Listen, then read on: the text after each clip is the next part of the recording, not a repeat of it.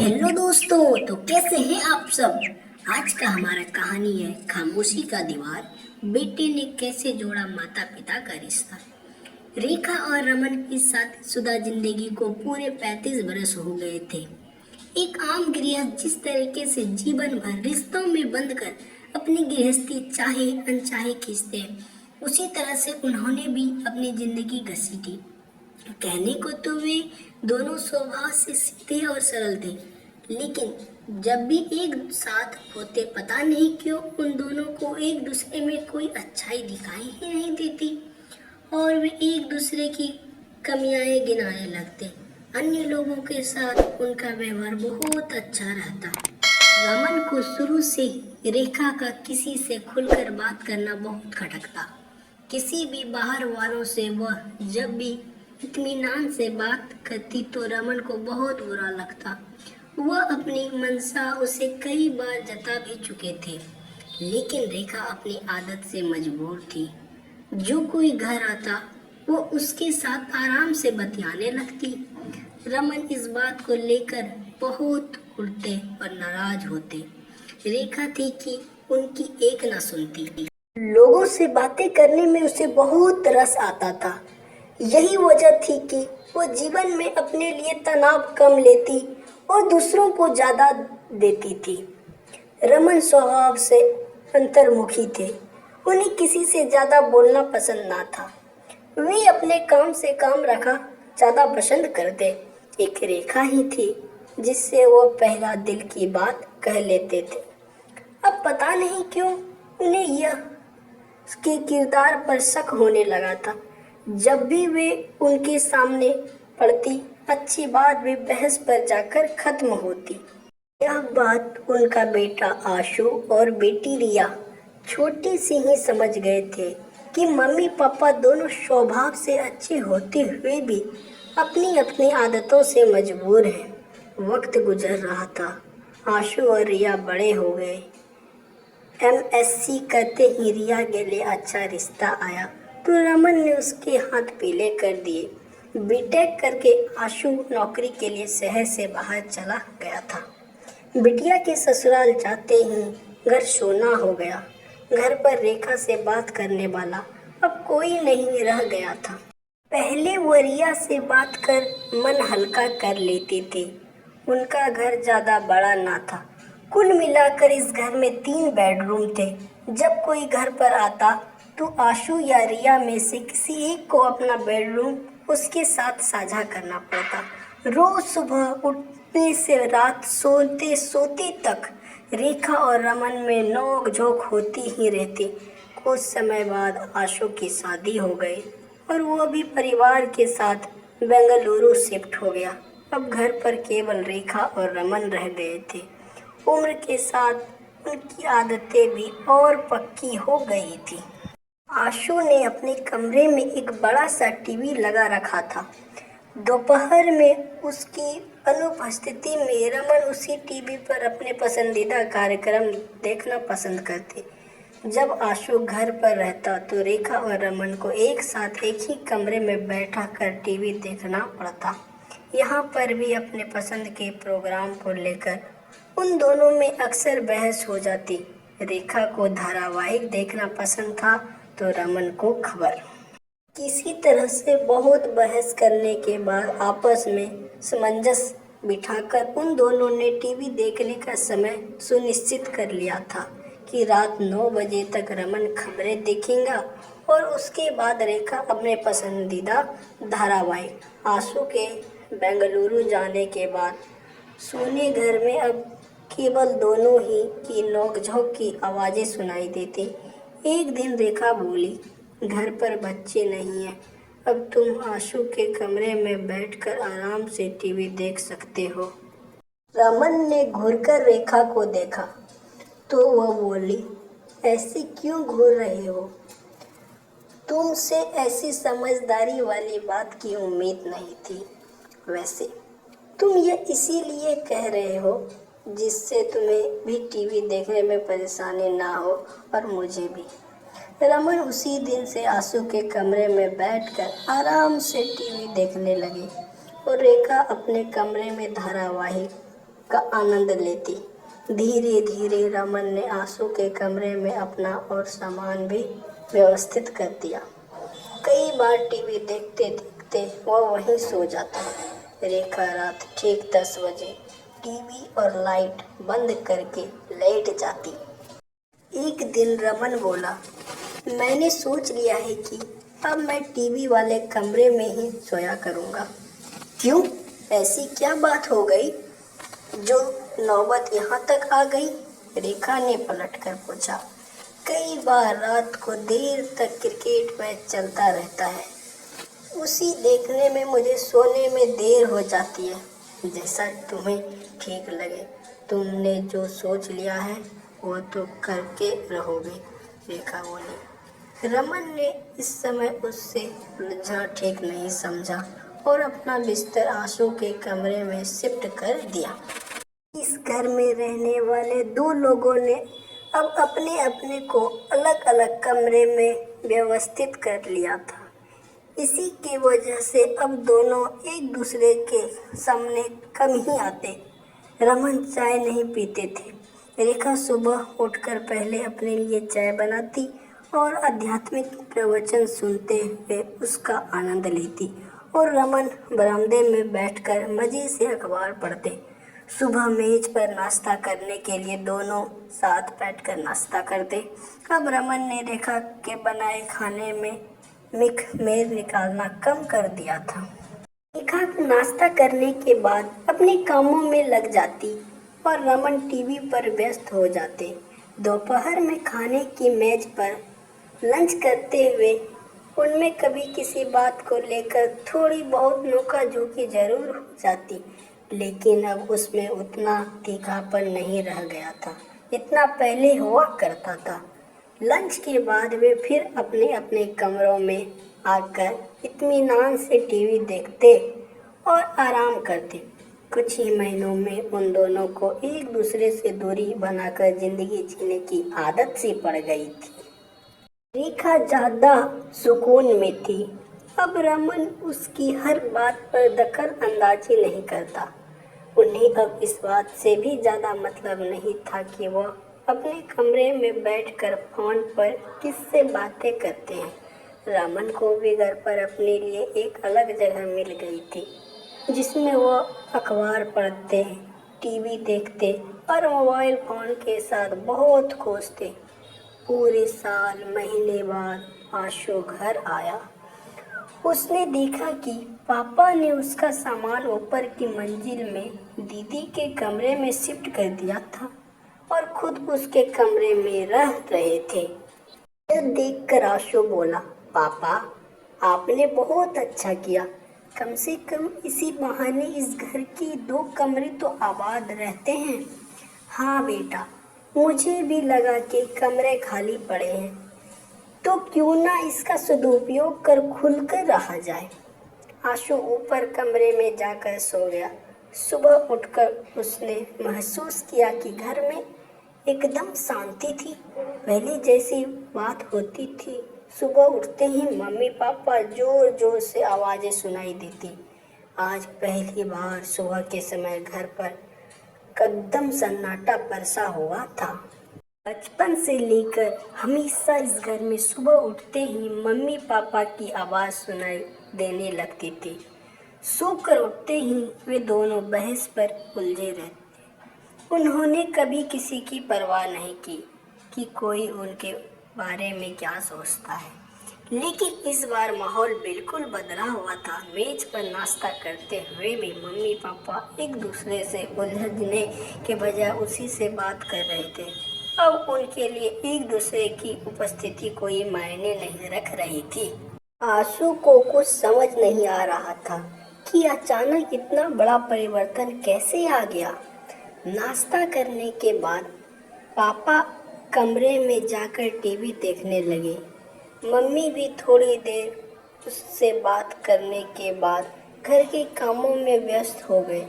जब उन्हें फुर्सत मिली तो वे अपनी पसंद का धारावाहिक देखने लगे। दोपहर में खाने पर वे तीनों साथ बैठे थे। आशु बोला, मम्मी अब घर कितना सोना लगता है। हाँ बेटा, घर पर रौनक तो बच्चे से ही रहती है। तुम दोनों अब बाहर चले गए हो तो घर भी सूना हो गया है। आंसू के जी में आया कि कह दे, मम्मी रौनक तो आप दोनों की बहस से रहती थी, अब आप लोग शांत हो गए हैं तो घर की रौनक ही चली गई है। असली बात मन में दबा कर वो बोला, मैं और दीदी तो वैसे भी पढ़ाई में लगे रहते थे, हमें इतना सब बोलने की फुर्सत कहाँ थी। इस बार घर आकर आंसू ने महसूस किया कि पहले आपसी मतभेदों के बावजूद मम्मी पापा के मध्य हमेशा एक आत्मीय का रिश्ता बना रहता था। नोक झोंक के बावजूद आत्मीय अपनी जगह पर बनी रहती थी। इस सन्नाटे में वो भी कहीं गुम हो गई थी। अब दोनों को एक दूसरे से ज्यादा मतलब ना था।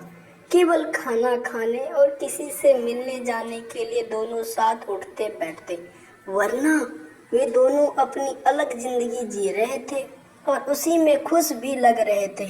आंसू ने होश संभालने पर कई बार महसूस किया था कि मम्मी के मन में हमेशा इस तरह की ही जिंदगी जीने की तमन्ना थी।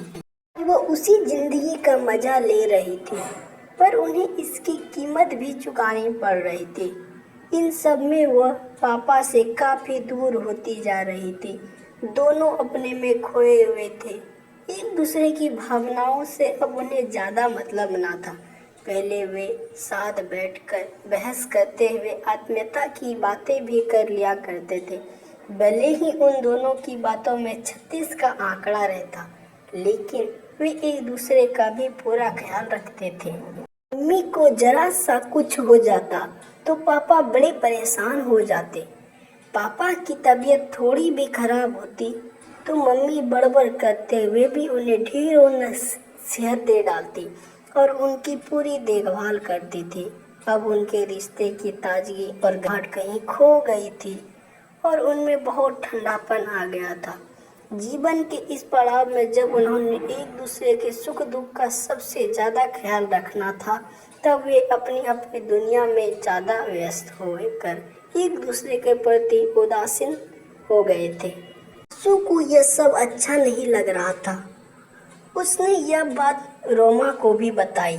दोनों ने इसके बारे में विचार किया। बहुत सोच समझकर वो बोला, मम्मी मैं चाहता हूँ कि आप दोनों कुछ दिनों के लिए हमारे साथ रहे, लेकिन बेटा यहाँ घर छोड़कर जाना भी तो ठीक नहीं है।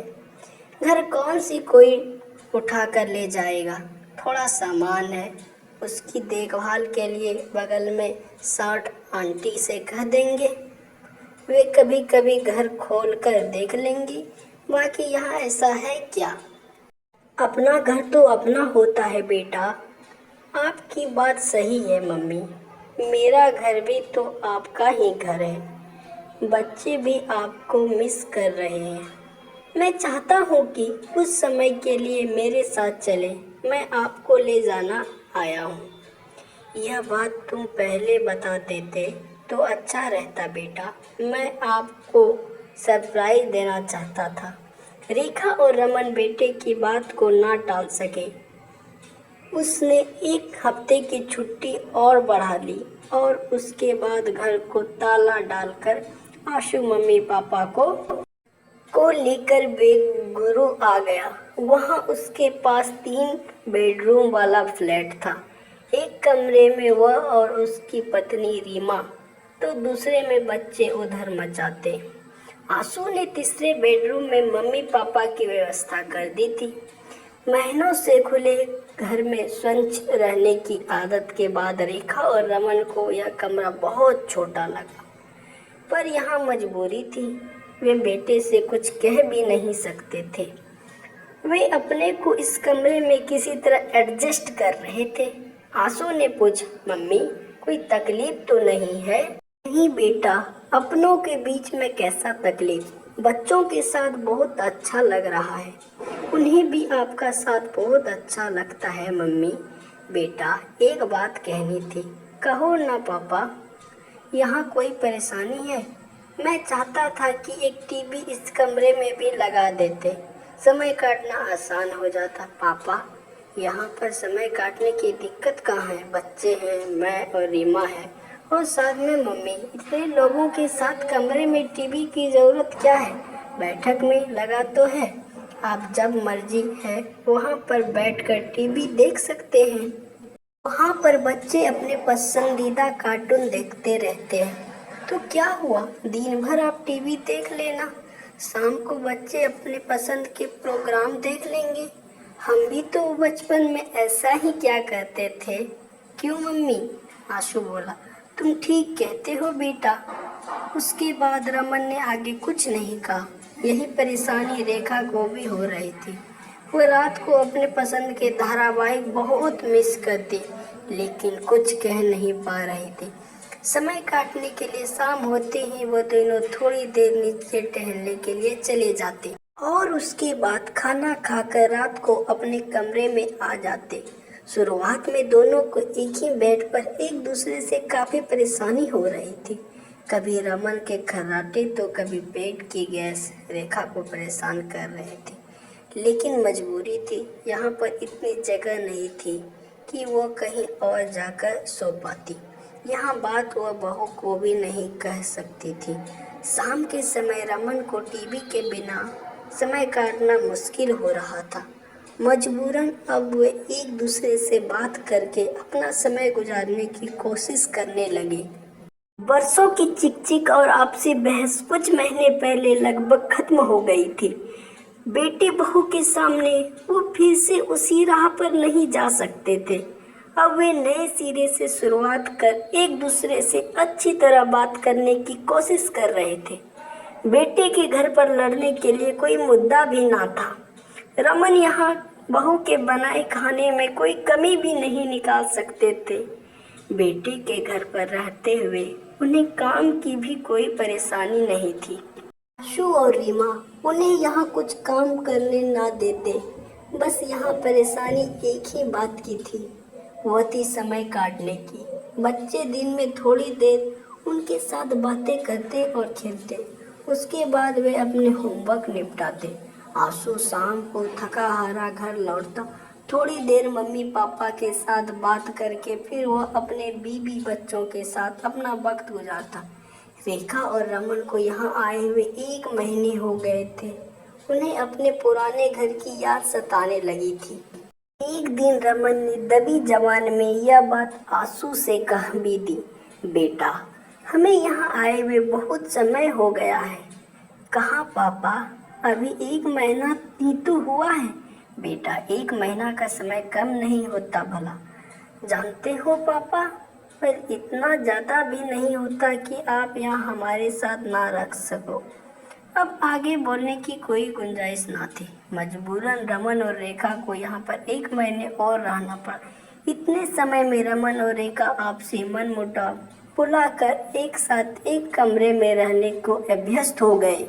वे शाम को एक साथ टहलते और साथ बैठकर अपनी सुख दुख की बातें किया करते। यह देखकर आशु को बहुत अच्छा लगता। खाना खाने के बाद भी वे आपस में बैठकर बतियाते रहते। 2 महीने बाद आशु उन्हें छोड़ने खुद घर आया। इतने समय बाद बच्चों और बेटा बहू से दूर जाना उन्हें अच्छा नहीं लग रहा था। आशु के पास ज़्यादा छुट्टी नहीं थी। 2 दिन घर की साफ सफाई में बीत गए थे। मम्मी पापा के साथ मिलकर उसने सारा घर को व्यवस्थित कर दिया था। जाने से पहले उसने दोपहर में उनके लिए एक टीवी भी चालू करवा दिए थे। उसने विदा लेते समय उसे बहुत बुरा लग रहा था। आशु के परिवार के साथ 2 महीने बिताने के बाद अब रमन और रेखा को यहाँ अकेले रहने का अवसर मिल रहा था। आशु की रात की ट्रेन थी। वह घर से खाना खाकर निकला था। आशु के जाते ही रमन अपने कमरे में आ गए और रेखा अपने। इतने समय बाद उन्होंने अपने अपने कमरों में टीवी चलाए। आज अकेली टीवी देखने में रमन का मन नहीं लगा। जरा देर बाद टीवी बंद करके वो रेखा के कमरे में आ गए और बोले, आज बच्चों के बगैर बड़ा खराब लग रहा है। तुम ठीक कह रहे हो, इस उम्र में परिवार का साथ बहुत जरूरी होता है। अब हमें उनके साथ ही रहना चाहिए। तुम्हारी बात सही है। लेकिन जब तक हाथ पैर चल रहे हैं तब तक हमें उनके ऊपर पूरी तरह आश्रित नहीं होना चाहिए। उन्हें भी जिंदगी अपने ढंग से जीने का मौका देना चाहिए, रमन बोला। वे दोनों साथ बैठकर आपस में बातें करने लगे तो टीवी देखने का ख्याल ही दिमाग से उतर गया। रेखा बोली, घड़ी देखो, 10 बजने वाले हैं, अब हमें सो जाना चाहिए। रमन उठकर दूसरे कमरे में आ गया। थोड़ी देर में वह वापस रेखा के कमरे में आ गया। क्या हुआ? अकेले कमरे अच्छा नहीं लगा। क्या मैं भी यहीं सो जाऊं? कैसी बातें करते हो? यह घर तुम्हारा है, इसमें पूछने की क्या जरूरत है? रेखा बोली। तो रमन खुश हो गया और वहीं लेट गए। कुछ ही देर में उनके खर्राटे गूंजने लगे। अब रेखा को उनके खर्राटे जरा भी नहीं अखर रहे थे। बेंगलुरु वापस आकर आंसू भी अस्वस्थ हो गया था। उसके मम्मी पापा के बीच खड़े हो रही खामोशी की दीवार को तुरंत गिरा दिया। रेखा और रमन को अब एक दूसरे से कोई शिकायत ना थी। इस उम्र में एक दूसरे से नजदीकियां उन्हें नई ऊर्जा दे रही थी। इसीलिए जब बुढ़ापे का समय हो तो जोड़े को मिलजुल कर रहना चाहिए, पूरी प्रेम से रहना चाहिए। ये उम्र होती है एक दूसरे की साथ देने की, निभाने की और जन्म जन्म का साथ देने की। तो प्यारे साथियों, अगर वीडियो अच्छा लगे तो चैनल को सब्सक्राइब करें, ज़्यादा से ज़्यादा लाइक करें और शेयर करें। इसी तरह के और भी वीडियो को देखने के लिए हमारे चैनल पर बने रहें। तब तक के लिए धन्यवाद। अगर वीडियो अच्छा लगे तो कमेंट बॉक्स में कमेंट करना ना भूलें।